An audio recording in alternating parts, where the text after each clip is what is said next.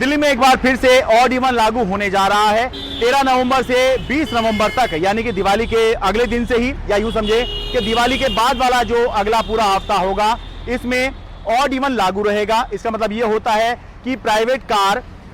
Odd और even number के हिसाब से ही सड़कों पर चल सकेंगी। यानी कि इसे ऐसे समझिए कि अगर 13 नवंबर को दिल्ली के अंदर प्राइवेट गाड़ी चलनी है तो जो गाड़ियों का रजिस्ट्रेशन नंबर आखिरी नंबर जो होता है वो जो ऑड है वही 13 तारीख को चल पाएंगी, और 14 तारीख को जिन गाड़ियों का आखिरी नंबर जो रजिस्ट्रेशन नंबर जो उनका होता है वो आखिरी अगर इवन है तो वो गाड़ियां 14 तारीख को चल सकेंगी। यानी कि 1, 3, 5, 7, 9 ये ऑड नंबर है, ये ऑड तारीखों को चलेंगे, और 2, 4, 6, 8 और बाकी 0 ये जो है ये जो चलेंगे ये इवन तारीख में चलेंगे। दिल्ली के अंदर अब तक 3 बार ऑड इवन लागू हुआ है, जनवरी 2016 में, अप्रैल 2016 में और तीसरा नवंबर 2016 में। अलग अलग समय पर जब प्रदूषण बढ़ता है तो दिल्ली सरकार इसको लागू करती है। ये बहुत चर्चा का विषय इसलिए भी रहता है क्योंकि बहुत से लोगों को इसके दौरान परेशानी भी होती है, क्योंकि उनको अपना निजी वाहन छोड़कर या तो किसी के साथ गाड़ी पूल करनी पड़ती है या टैक्सी इस्तेमाल करनी पड़ती है। लेकिन इसका फायदा ये भी होता है कि एक तो सड़कों पर जो पोल्यूशन से एक्सपोजर है वो थोड़ा कम हो जाता है, क्योंकि सड़कें जो हैं उन पे जो कंजेशन और जाम की स्थिति होती है वो जो है उसमें सुधार हो जाता है, क्योंकि सड़कों पर नंबर ऑफ व्हीकल्स, खासतौर से कार जो ज़्यादा जगह घेरती है, जब वो सड़कों से कुछ कम हो जाती हैं तो जाहिर सी बात है सड़कें थोड़ी सी खाली हो जाती हैं और आप अपने गंतव्य तक जल्दी पहुंच जाते हैं।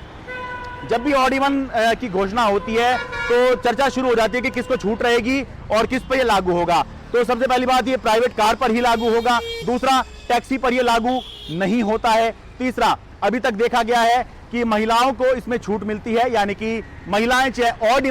ऑड नंबर की गाड़ी चलाएं चाहे इवन नंबर की गाड़ी चलाएं उनको इसमें छूट दी जाती है। साथ में इलेक्ट्रिक वाहन, सीएनजी वाहन और जो हाइब्रिड वाहन होते हैं उनको भी इसमें छूट दी जाती है, लेकिन एक स्टिकर लगवाना होता है। सरकार ने जो सेंटर्स नियुक्त किए होते हैं वहां पर एक स्टिकर लगाना होता है ताकि वो आप गाड़ी पे लगा लें, और क्योंकि गाड़ी जब चल रही है तो चलते चलते कैसे पता लगेगा ये सीएनजी है, इलेक्ट्रिक है या ये छूट वाली गाड़ी है, तो इसीलिए एक स्टिकर लगवाना होता है और उन गाड़ियों को छूट मिल जाती है। 2 व्हीलर पर ये ऑड इवन लागू नहीं होता है, और बाकी जो इसके अंदर छूट या जो पाबंदियां हैं वो आने वाले समय में हमें पता चलेगी। एक बहुत बड़ी बात है या एक बहुत बड़ा सवाल हर बार ही ये उठता है और राजनीति भी इस पर होनी भी चाहिए, वो ये कि क्या ऑड इवन से पॉल्यूशन कुछ कम होता है। तो इसमें 2 बातें हैं। पहला, ये सुप्रीम कोर्ट ने जो commission for air quality management बनाया है और दिल्ली के अंदर एक ग्रेडेड रेस्पॉन्स एक्शन प्लान बना हुआ है,